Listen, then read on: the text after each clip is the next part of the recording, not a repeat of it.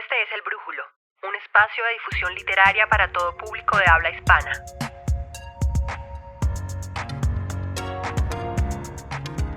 Hola a todos, estamos en una nueva entrega del Brújulo. Hola Germán. Hola Lucía, hola a todas. Hoy tendremos un episodio distinto a los que hemos venido realizando. Estaremos conversando sobre el lanzamiento del centenario de la Vorágine que se realizó en Mocoa entre el 11 y el 13 de abril, un evento que también fue el preámbulo para la Feria del Libro de Bogotá de 2024. Fue un evento muy nutrido en el que vale la pena decir desde el principio que la voz y la presencia de las comunidades indígenas estuvo siempre en el centro, incluso por ejemplo en lo que sería un componente académico en el que asistimos a distintas charlas, conversatorios y talleres en torno a temas que pertenecen al universo de la vorágine, como por ejemplo la selva. Hubo también un componente artístico muy rico siempre alrededor de la vorágine. Hubo varias exposiciones gráficas y plásticas, una obra de teatro, encuentros con artistas locales, poetas, escritores y presentaciones de distintas instituciones educativas y de agrupaciones indígenas de danza. Y por supuesto hubo también toda una apropiación del espacio público, toda una experiencia de ciudad en la medida en que hubo varios desfiles de las comunidades educativas de Mocoa y de poblaciones aledañas, hubo lecturas en voz alta, varios conciertos, un mercado artesanal que estuvo abierto durante todo el evento y también, por supuesto, asistimos a varios rituales y cantos por parte de autoridades indígenas. Y Lucía, y es que la elección de Mocoa como sede de este lanzamiento, digamos, es diciente también porque Mocoa, al ser la capital del departamento del Putumayo, pues se convierte como en el lugar más visible para celebrar esta obra que precisamente hace 100 años denunciaba estas vorágines de la cauchería, pero que aún hoy, seguramente lo vamos a hablar un poco más adelante, todavía este territorio está siendo amenazado por otras vorágines. Nosotros nos encontramos en este evento en diferentes momentos y lugares, la referencia constante a las vorágines. No solamente estamos celebrando la vorágine, pero estamos, digamos, en el territorio hablando de las diferentes vorágines que todavía suceden allí. Claro, termina siendo un punto geográfico muy significativo, no solamente dentro del universo de la novela. Recordemos que Clemente Silva salió de Pasto buscando a su hijo Luciano y después de pasar por el Sibundoy termina llegando a Mocoa. Y esa llegada de ese relato de Clemente Silva llegando a Mocoa nos da también una noción del Putumayo como un territorio de entrada a la selva, como el punto en el que la montaña se convierte en la selva. Sí, de hecho en la novela es muy diciente porque allí Clemente Silva duda hacia dónde ir, porque precisamente por un lado se va a encontrar con el río Putumayo, una posible vía de acceso a las selvas del Amazonas, pero también por el Caquetá. Tienen, digamos, esos dos ríos cerca y esas dos posibles rutas, lo que realmente lo que nos dice es un territorio enorme, ¿no? Que lo abren esos dos ríos, y precisamente el Putumayo es este departamento que está bañado en cada una de sus márgenes norte y sur por el río Caquetá y el río Putumayo. Y además Mocoa también en la vorágine queda marcado como una posible salida. En el relato también de Balbino Jácome, a final de la segunda parte de la vorágine, en algún momento nos cuenta la historia de Julio Sánchez y su esposa, caucheros, que se escapan de las caucherías del Putumayo y remontan el Putumayo en una curiara, navegando solamente de noche, escapándose de las guarniciones que los están persiguiendo, y terminan llegando muchísimo tiempo después a Mocoa, tanto que nos dice la mujer, cuando llegan a Mocoa, entra a la iglesia llevando a su hijo de la mano. Sí, es decir, ni siquiera en brazos, sino de la mano, un hijo que había nacido precisamente en la curiara, en la canoa. Entonces Mocoa además queda marcado como un posible destino, digamos, salvador, ¿no? Como una especie de luz para todos estos caucheros, quienes la mayoría no logran salir. Y solamente para anotarlo, esta imagen de una pareja donde la mujer está embarazada y están tratando de salir de la selva, se tiene que tener también como una especie de prefiguración de Coba y de Alicia, porque Coba y Alicia también están tratando de escapar hacia el final de la novela, claro, tratando de escapar de la selva. Ella va embarazada, da a luz a su hijo, y queda la pregunta de si pudieron haber tenido la misma fortuna que Julio Sánchez y su esposa. Qué bueno que hayas traído esta escena, Germán. Yo no la tenía presente y sí que es cierto que aporta una pequeña luz de esperanza en medio de esta historia tan oscura que se nos cuenta en la vorágine. Y que esto ocurra precisamente en Mocoa, que es una ciudad cuya geografía tiene mucho para enseñarnos. Estar allí nos permite tener una dimensión de hasta qué punto estamos equivocados cuando seguimos imaginando que la selva es un territorio separado de la montaña, aislado, incluso independiente, cuando es todo lo contrario. Lo que vemos allí es que de los Andes a la selva hay toda una transición, un complejo sistema ecológico y también cultural, por supuesto, y caemos en la cuenta de hasta qué punto, por ejemplo, la vida de la selva depende de la vida en la montaña, en la medida en que los ríos que bañan la selva nacen en la montaña, de allí es de donde viene el agua. Entonces lo que hay es una gran interdependencia y ocurre lo mismo con la experiencia humana, porque los pueblos por supuesto no están aislados, separados, sino que comparten toda esta complejidad ecológica y comparten también la historia que ha estado marcada durante siglos por las condiciones mismas de la geografía. Bien, para adentrarnos en lo que fue este evento en el Mocoa, hemos decidido no hacer propiamente una crónica, sino que estaremos conversando sobre los elementos que más nos llamaron la atención vinculados directamente con la vorágine, y lo haremos en dos momentos. En un primer momento abordaremos lo que llamaríamos una apropiación, digamos, estética propiamente de la vorágine en cuanto a obra, queremos decir, y más adelante estaremos hablando de una apropiación de la vorágine más bien como un dispositivo de memoria. Y queremos comenzar hablando de la exposición gráfica que se realizó en la institución educativa Pío XII, ahí en Mocoa, que se trataba de una exhibición de pinturas y de dibujos realizadas por los niños de primaria del colegio, y que era muy interesante porque ofrecía una gran riqueza de imágenes de la vorágine con una interpretación que era sorprendente si teníamos en cuenta que se trata de niños de primaria, ¿no? Nos hacía pensar que se había hecho en verdad un trabajo muy juicioso de lectura de la obra y de aproximación. Nos preguntábamos cómo había sido ese proceso. Y la coordinadora de primaria del Colegio Pío XII, la profesora Adriana Isabel Zambrano, nos comentaba lo siguiente. El proceso emprendido con nuestros niños y niñas a partir de la vorágine se dio en varias etapas. En la primera etapa se socializa y se motiva al estudiante a sumergirse en la obra. Para esto, cada docente recurrió a diversas estrategias, como la lectura, la observación de videos, de láminas, la narración, todas estas evocadoras que llevan al niño a despertar la curiosidad y a saber más de lo que se da a conocer en la obra, aspecto que trasciende y contagia a los padres de familia, quienes de manera comprometida apoyan las diferentes actividades propuestas. En una segunda etapa surge la idea de plasmar a través de narrativas visuales la representación de los escenarios naturales, culturales, de amor, de violencia, todos presentes en la obra y aferrados a sus memorias. La tercera fase, la que podemos llamar de compartir la experiencia entre los niños y niñas pares, deja ver emociones diversas: admiración por nuestra riqueza natural, riqueza cultural, asombro por los hechos de crueldad, rechazo a todo acto de violencia y compromiso para desaprender la cultura de la violencia y de mejorar las relaciones consigo mismo, con los demás y con la naturaleza. La cuarta fase, consistente en la exposición abierta al público de las narrativas visuales, la cual surge del deseo de transmitir estas emociones y sentires desde la voz de los niños y niñas, para que jóvenes y adultos procesen sus propias emociones, sentires y sus propios compromisos frente a la vida, a la naturaleza, desde todos los ámbitos. La quinta etapa la podemos llamar la de apropiación, la cual esperamos nunca termine. Realmente todo este proceso ha generado aprendizajes significativos en toda la comunidad educativa y de manera especial en nuestros niños y niñas. Y yo diría que ese nivel de diálogo, de interlocución y también de interés, de compromiso que podemos ver en las palabras de la profesora Adriana Isabel, pues realmente se sintió en todas las actividades de este evento. Y simplemente agregaría, para quienes estén interesados en ver una muestra de este trabajo de los niños o también de las demás actividades que realizó el colegio en estos días del evento, pues están invitados a que visiten el Facebook del Colegio Pío XII, Institución Educativa Pío XII, en Facebook.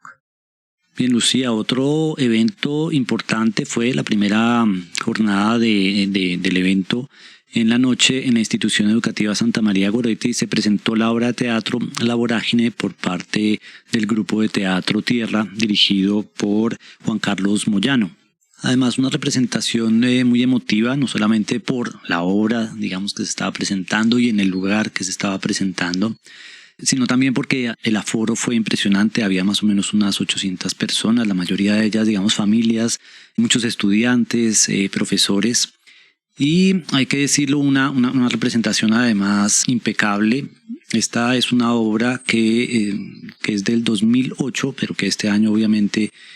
adquiere una relevancia capital, y que es una obra, digamos, que pone sobre las tablas casi la integridad de la novela. Obviamente estamos hablando de una adaptación en el cual incluso hay algunos elementos interpretativos que son muy interesantes. Digamos, hay algunos elementos en la novela como tal que quedan un poco como en la ambigüedad, y aquí en la obra se toma partido por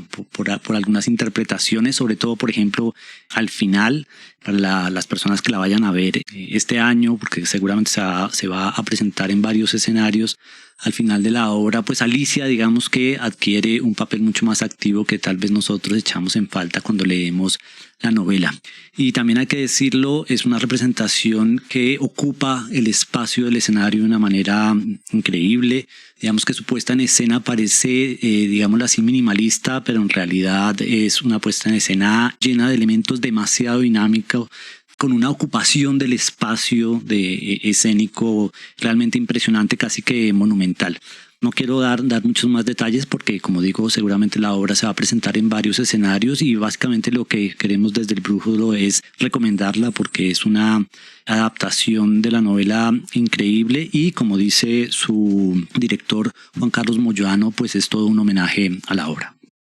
Sí, en este primer momento que nos interesa observar sobre todo la apropiación de la vorágine como obra, me gusta mucho en lo que dices, Germán, cómo empiezas hablando antes que de la obra de teatro como tal, de lo que ocurrió con el público, ¿no? Porque esa noche en el espacio pues realmente había como toda una mística que se sentía, y creo que fue algo que se proyectó hacia el resto del evento, ¿no? Al otro día entonces hubo un desfile de las instituciones educativas de Mocoa y de algunas poblaciones de los alrededores, con representaciones de personajes de la obra, pero también de las distintas comunidades, y fue un evento muy nutrido, muy colorido, y había también pues un aire festivo, ¿no? Después este desfile desembocó en la plaza central de Mocoa, en la que se llevó a la tarima la lectura en voz alta de algunos fragmentos de la vorágine por parte de niños. Sí, aquí asistimos a la lectura de fragmentos cortos de la vorágine, de diferentes pasajes, leída por estudiantes de diferentes instituciones educativas, no solamente de Mocoa, sino también de municipios aledaños. Y aquí quisiera reseñar un pequeño evento también en la institución educativa Pío XII, dos niños muy pequeños, un niño y una niña, tal vez de preescolar o de grados, digamos, muy iniciales, hicieron una presentación en la cual ellos dos hacían como un resumen de la novela, desde el principio hasta el final. Obviamente, seguramente un resumen realizado en compañía de sus maestros. Aquí es muy interesante porque, bueno, estos dos niños hacen todo un resumen de la obra, y al final, lo dice la niña, habla de cómo muere Barrera y de cómo es devorado por las pirañas, y termina con que Arturo Cova y Alicia finalmente terminan juntos viviendo felices el resto de la vida.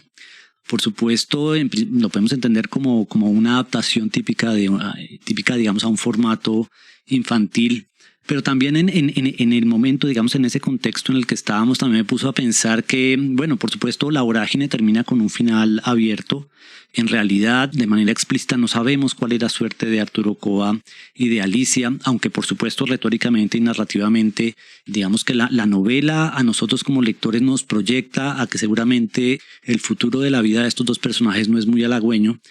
Pero de todas maneras tenemos que decir que es un final abierto, y escuchando a estos niños y digamos en esa adaptación infantil de la novela en la cual ven que Arturo Cova y Alicia viven felices, sí, habría que ponerse a pensar es que viven felices en la selva, es decir, estos niños que han estado en contacto también con la selva toda su vida, pues también es muy interesante que pueda haber una lectura un poco menos fatalista que hacemos de la vorágine, y es pensar que en la selva es posible vivir. Un poco la lectura que hacemos nosotros y la lectura, digamos, que final que hace la misma novela, y es los devoró la selva, en palabras de Clemente Silva, es como si estar en la selva fuera malo, como no se puede estar en la selva. Y la interpretación que hacen estos niños del final de la novela me puso a pensar que también, digamos, podríamos pensar, digamos, de otra manera, y es pensar que la selva puede ser un lugar. No una condena, no la cárcel, no el paraíso del diablo, sino que la selva puede ser un lugar donde se puede vivir.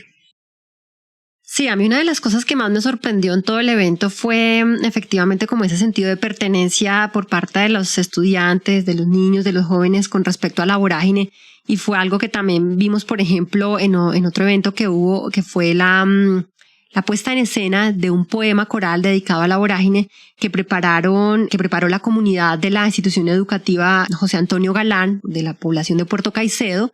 un poema coral dirigido por el profesor Julio Guillermo Mora. Y bueno, me sorprendieron varias cosas allí. Primero, el hecho de que hubiera sido un montaje hecho no solamente por estudiantes, sino también por profesores e incluso por personal administrativo, ¿sí? Ver a todas estas personas convocadas en torno a la vorágine, que además se notaba que había habido un gran trabajo de preparación, también en la puesta en escena, como en el nivel de performance. Me pareció muy interesante. Y luego en el contenido del poema coral, a diferencia de lo que decías, Germán, ellos en cambio, digamos, la primera parte del poema parecía que iba a proponer todo un recorrido por la vorágine, el primer acto, por la historia de la vorágine. Se resaltan algunos de los atributos como más destacados de Arturo Cova, pero en la segunda parte del poema coral, ellos deciden no continuar la historia, sino que el poema termina con esta frase que me parecía pues muy elocuente en cuanto a su interpretación de la obra y de su lugar en el presente,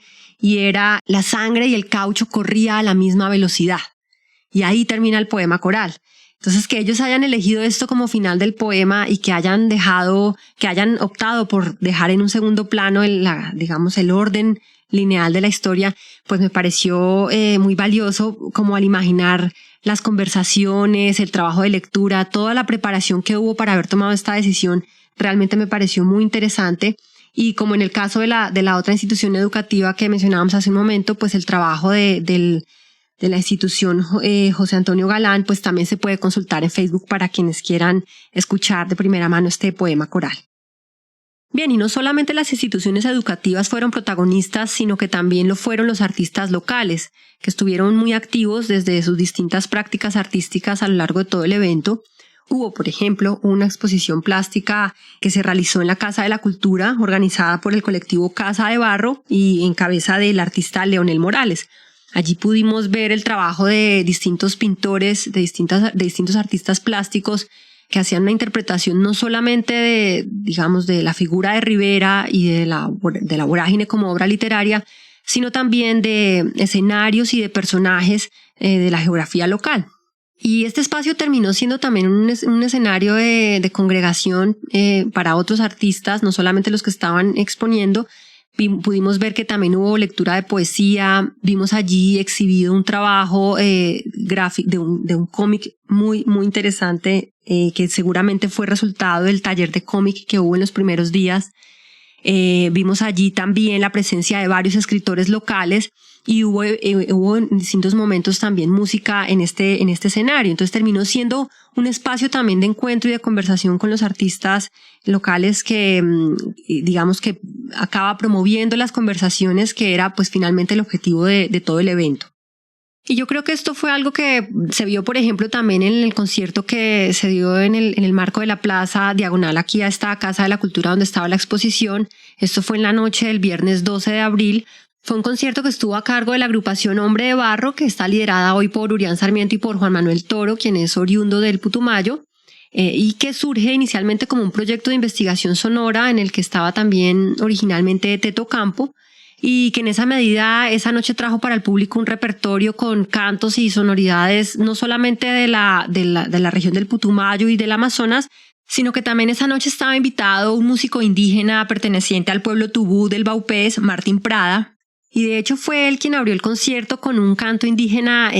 suyo ancestral, y esta voz se unía también a otros cantos indígenas que escuchamos a lo largo de todo el evento y que, digamos, reforzaban como un sentimiento de comunidad muy intenso que vivimos a lo largo de todo el evento. Lucía, y de manera simultánea al concierto se estaba presentando pintura en vivo. a través de una proyección, mientras se pasaban las imágenes del concierto, también de manera simultánea se pasaban las imágenes del artista Jonathan Cadavid, quien estaba terminando una de sus obras pictóricas llamada Herencia. Y fue una obra muy representativa en todo el evento. Voy a hacer una pequeña descripción de su imagen, aunque por supuesto no le va a hacer mucha justicia. Remitimos a los escuchas a las redes sociales de Jonathan Cadavid. Es una imagen donde se ve un grupo de personas caminando hacia nosotros, hacia el espectador, un grupo de indígenas que vienen caminando sobre un río blanco, y de los árboles está cayendo este líquido blanco que además va cubriendo sus pieles como lentamente y se va depositando en este río por donde ellos caminan. Y por supuesto este líquido blanco pues termina siendo, digamos, una representación del látex del caucho, pero no solamente, sino que en el contexto de todo este evento precisamente ese líquido blanco va a representar muchas otras cosas de las cuales precisamente vamos a hablar luego, y dejemos acá que sea Jonathan Cadavid el que nos hable un poco al respecto. La vorágine se vuelve un tema trascendental en un momento además que está viviendo el país, que es un momento de cambio, aunque parezca como un discurso político. A mí me parece que es real, que hay un cambio en este paradigma de lo que es la política y de lo que es lo social y de lo que debe hacer un gobierno o la misma sociedad por sus mismos integrantes. Estamos dándonos cuenta de regiones que no habían sido visibilizadas antes y estamos evidenciando todo lo que les ha pasado, ¿sí? Estamos redescubriendo la historia y el arte juega un papel muy importante. Pues en un evento como este se ha convocado a los artistas, el teatro, la música, la pintura, el cine, porque hemos reconocido que el arte tiene ese impacto, ¿cierto? Entonces yo como un agente del arte siento una gran responsabilidad en hacer un tributo a esa verdad, a esa historia. Y es muy afortunado que eso se dé en nuestro territorio, aquí en el Putumayo, porque justamente ha sido un lugar para explotar, no para resaltar por su cultura y por otras cosas tan importantes que tiene, sino por lo que le pueden extraer, por lo que se pueden llevar de aquí. Y pues la vorágine nos cuenta esa historia, nos cuenta cómo explotaron indiscriminadamente esto porque el mundo necesitaba caucho. Aquí era la materia prima que necesitaban y los indígenas eran los que sabían dónde encontrarlo y no les importó porque no eran reconocidos propiamente como humanos que podían explotar. Y pues ahorita tenemos también una visión de los indígenas muy diferente y que les tienen todos sus derechos y que todavía falta trabajar mucho para que así sean reconocidos con la misma dignidad que tendría un blanco europeo,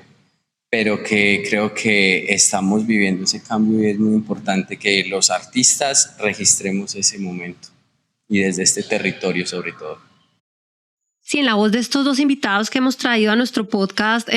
me parece que se integran estos dos caminos de interpretación que traemos para nuestro episodio, Germán, y es como la apropiación más bien estética de la obra en cuanto a obra literaria termina encontrándose inevitablemente con la apropiación de la obra en cuanto dispositivo de memoria, porque conversábamos en Mocoa, Germán, sobre cómo La vorágine es una novela que ha sido capaz de hacer que aquello que se cuenta en ella pueda trascender incluso la propia novela. Eso es algo que nos mostraba el evento, no solamente a través de sus actividades y de las intervenciones que escuchamos en ellas, sino también como en la propia atmósfera de la ciudad, de lo que veíamos en las representaciones visuales, lo que comentaba la gente, también en sus intervenciones. Y era como, más allá de si se había leído o no la novela, más allá de si incluso si se tenía presente a José Eustacio Rivera o no, más allá de eso, lo que sí que estaba presente para todos era lo que se cuenta en La vorágine y por qué es importante seguir hablando de eso, ¿no? Lo que se cuenta y lo que se denuncia en La vorágine, no solamente como una serie de eventos ocurridos hace más de un siglo, sino sobre todo como una historia que se sigue perpetuando, una historia que sigue viva en muchos sentidos, ¿no? En un sentido político, en un sentido social, por supuesto, también cultural y por supuesto en las condiciones del territorio. y en esa medida veíamos la vorágine como un dispositivo de memoria. Una de las intervenciones, uno de los eventos que resulta muy significativo sobre esto fue una de las charlas que hubo creo que el 12 de abril en la tarde, que era en torno a la vida de las lenguas nativas, y una de las autoridades indígenas que estaba allí interviniendo, bueno, además con una presencia una relación con la palabra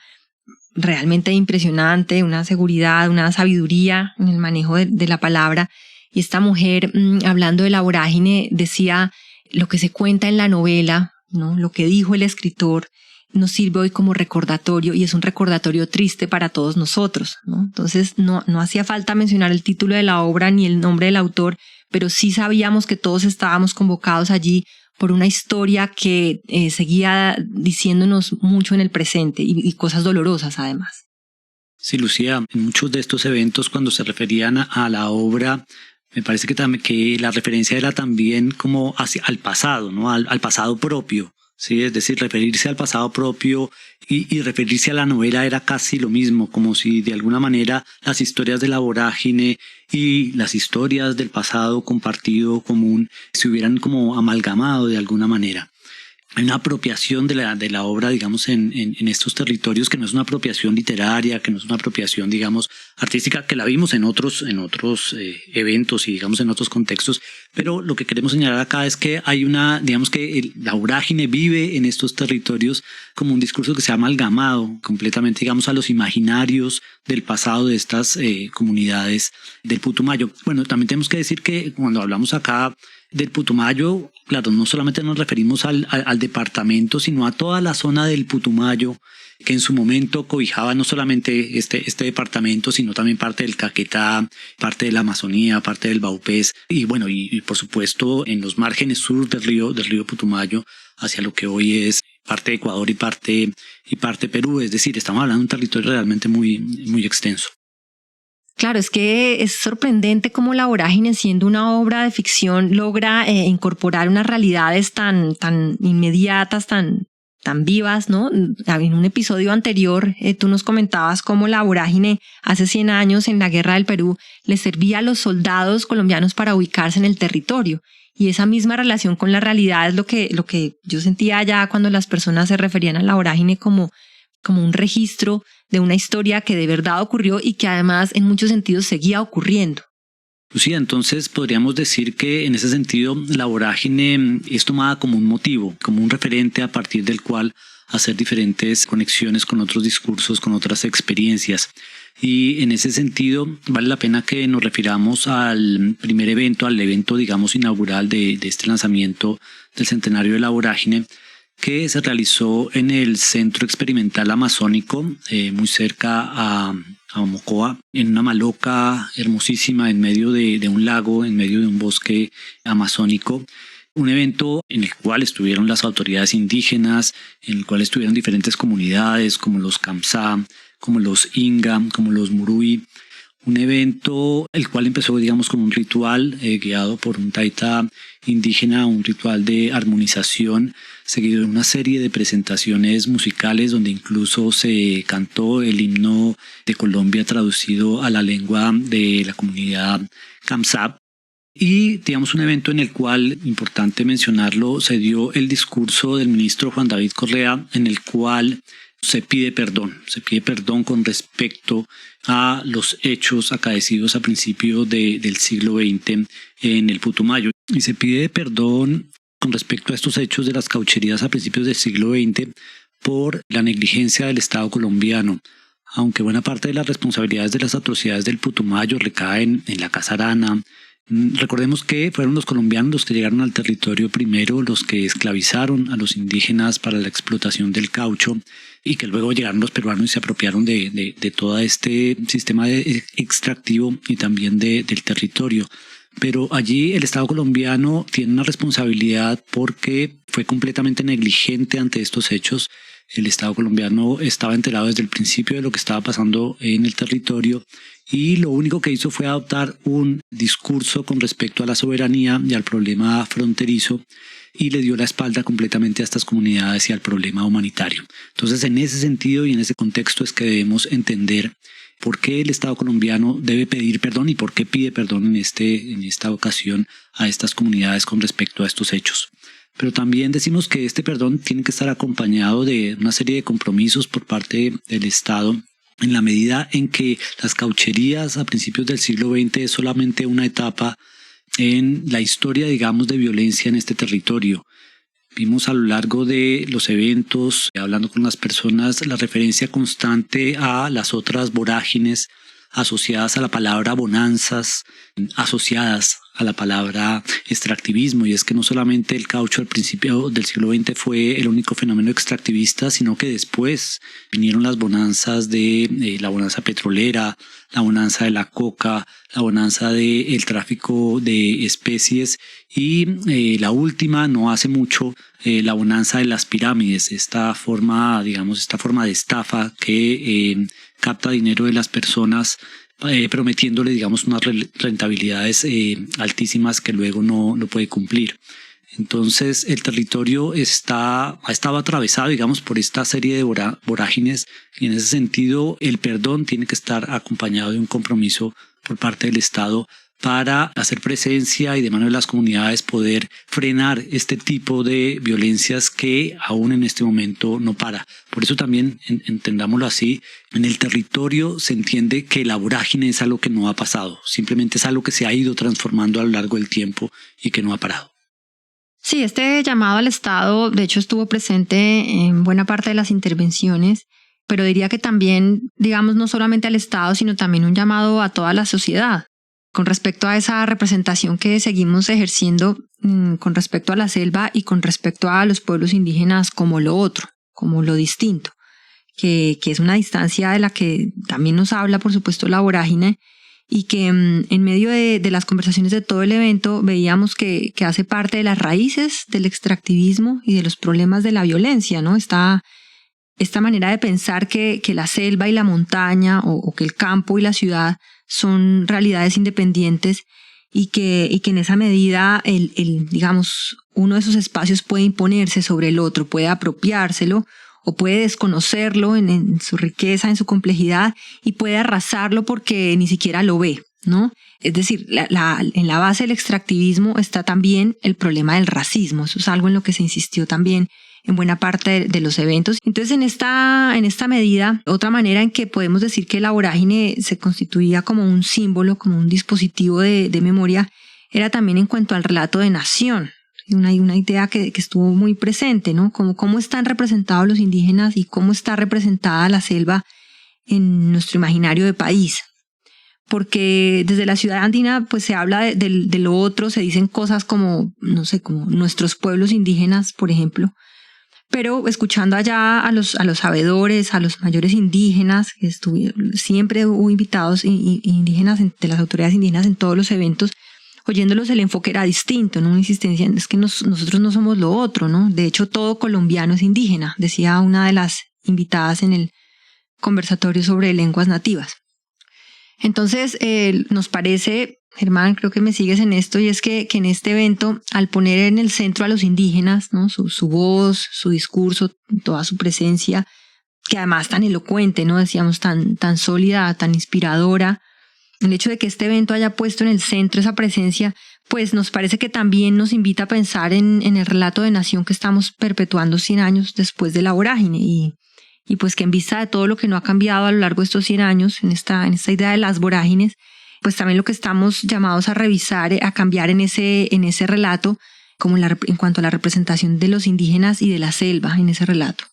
Y esto fue algo que pudimos verlo también en las 2 muestras de cine que hubo en el evento, que fue una muestra curada por el Consejo del Cine del Putumayo, una instancia que no conocíamos, pero que ha sido muy valioso encontrarnos allí con esta labor que realizan, no solamente en recoger, en compilar la producción audiovisual del Putumayo, sino también en promover la creación de contenidos propios, tanto en los jóvenes como en los artistas de la comunidad. Entonces, en esta muestra audiovisual veíamos esta necesidad y este anhelo de poder construir narraciones que pudieran dar cuenta, narraciones y relatos que dieran cuenta no solamente del contexto de la violencia, sino que también y sobre todo pudieran proyectar una imagen distinta que pudiera dar cuenta de la complejidad y de la riqueza del universo de historias presentes en el territorio. Y en esta muestra, Lucía, en esta muestra documental también había, digamos, un intento por recuperar, digamos, documentales y propuestas audiovisuales no solamente colombianas, no solamente del Putumayo, Colombia, sino también digamos, de otros territorios, es decir, incluso habían propuestas peruanas, ecuatorianas, si no estoy mal. Lo que nos habla también de otro asunto que se trató en otra de las charlas, y es el asunto de la diplomacia entre estos países. Recordemos que la selva amazónica es un territorio enorme que está compartido por 9 países latinoamericanos, y en ese sentido las relaciones internacionales entre estos países deben estar atravesadas por el problema, digamos, de este territorio. Y en ese sentido se hablaba de una diplomacia científica, es decir, que estas relaciones diplomáticas que nos hablan de un escenario multilateral debe estar guiado de alguna manera por un conocimiento compartido, por formas, por diferentes metodologías que permitan la recuperación de información, la manera en cómo se organiza esta información y cómo se comparte esta información para luego, digamos, para que sea información útil para tomar decisiones, digamos, a nivel diplomático y a nivel de política territorial. Sí, ahí estás refiriéndote a un evento más bien de tipo académico que se realizó el sábado por la mañana en el Instituto Tecnológico del Putumayo. Y una idea muy interesante que surgía en medio de esa conversación por parte de los académicos invitados era cómo era importante reconocer que la ciencia no era aséptica, sino que la ciencia es en sí misma un campo de batalla, ¿no? Que era una idea en la que estaban de acuerdo todos ellos. Y esa conversación también dejaba abierta una reflexión, pues me parece a mí una reflexión sobre la noción de patrimonio, ¿no? Cuando se habla de lo nuestro, desde dónde se dice, para quién y según qué criterio, ¿no? Entonces, bueno, en esta medida de las preguntas, las inquietudes que deja abierta esta conversación en el marco de todas las otras que hemos venido mencionando, vemos por qué hablábamos al comienzo de la vorágine como un dispositivo de memoria, es decir, vemos cómo en todas estas intervenciones no se está hablando propiamente de la novela, no se está hablando de la vorágine de José Eustacio Rivera, sino que más bien se han desarrollado en torno a las conversaciones que esa novela nos pone sobre la mesa hoy nuevamente y que nos invita a ver como relevantes y como incluso apremiantes hoy en día. Bien, y ya para ir cerrando tenemos que referirnos por supuesto al lanzamiento de la Biblioteca Vorágine, que es la colección con la que la Biblioteca Nacional le rinde homenaje a la vorágine. Sí, Lucía, este también fue un evento muy importante en donde se presenta esta Biblioteca Vorágine, que es la reunión, digamos, de una extensa cantidad de textos alrededor de la vorágine. La mayoría, hay que decir, los textos que se vuelven a editar, pero que son textos precisamente que no se consiguen fácilmente, y la idea de esta biblioteca es ponerlos a disposición de todos los lectores, no solamente en bibliotecas, sino que también va a estar en línea. Hablemos un poquito de la colección. Nos vamos a referir obviamente por encima a los libros, porque pues no tenemos el espacio para hacer como tal una reseña de cada uno de ellos. Por supuesto, la Biblioteca Vorágine está encabezada por una edición de La Vorágine que contiene el mismo texto fijado por Erna von der Walde de la edición cosmográfica que publicó la Universidad de los Andes el año pasado. Tenemos allí también la presencia de varios textos de carácter histórico, como una historia social de la Casarana o las raíces históricas de la vorágine. También tenemos una historia de Orocué. Recordemos que buena parte de la acción de la vorágine sucede en el Casanare, precisamente a los alrededores de esta ciudad llanera. Tenemos también una biografía de José Eustacio Rivera y varios textos de carácter más literario. Tenemos un texto que es Los infiernos del Jerarca Brown de Pedro Gómez Valderrama, una compilación de textos de viajeros por el territorio amazónico en tiempos de la vorágine. Seguramente un texto muy interesante. Y tenemos otros textos de carácter literario como Una tribu cosmopolita, memoria de la gente de centro, que es una compilación hecha en el territorio, en la Chorrera, por parte de la Asociación Zonal Indígena de Cabildos y Autoridades Tradicionales de la Chorrera. También tenemos una compilación de textos llamado Mujeres frente a la vorágine amazónica, que es una compilación de textos de crítica literaria y desde la antropología, escrita por mujeres, desde textos, digamos, canónicos, clásicos alrededor de la vorágine, hasta textos más contemporáneos. Y por último tenemos un texto que reúne varios textos de la poeta Ocaina Huitoto, Anastasia Candré, de La Chorrera precisamente, y este texto reúne varios textos poéticos de esta poeta y también varias versiones de cantos tradicionales y comentarios que ella misma hace sobre estos textos. Entonces esta es una compilación también muy interesante de textos que nacen de las entrañas del territorio. Sí, Germán, la verdad es que después de haber leído La Vorágine, encontrarse con todos los materiales que recoge esta colección, pues resulta muy valioso, muy interesante para quienes quieran saber más sobre este universo social e histórico y también estético que nos abre La Vorágine. Hay que decir que también la colección quedó bellísima en todo el trabajo gráfico, tipográfico, los colores escogidos, realmente está muy linda. Va a estar disponible, como decías, en todas las bibliotecas públicas del país y está en la página de la Biblioteca Nacional disponible para descarga gratuita desde ya. Sí, Lucía, quisiera hacer un comentario. En su versión digital se puede descargar en PDF,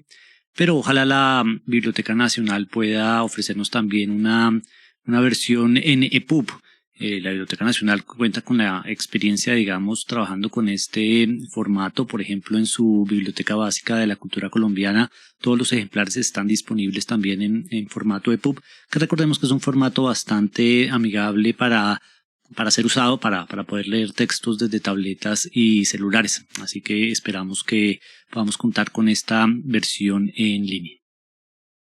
Bien, Germán, yo creo que con esto hemos logrado transmitir una idea general de lo que fue este evento en Mocoa y por supuesto, como siempre en este podcast, se trata es de mantener una invitación abierta, permanente a leer La Vorágine y también a leer el presente más allá de la ciudad y más allá también de los libros.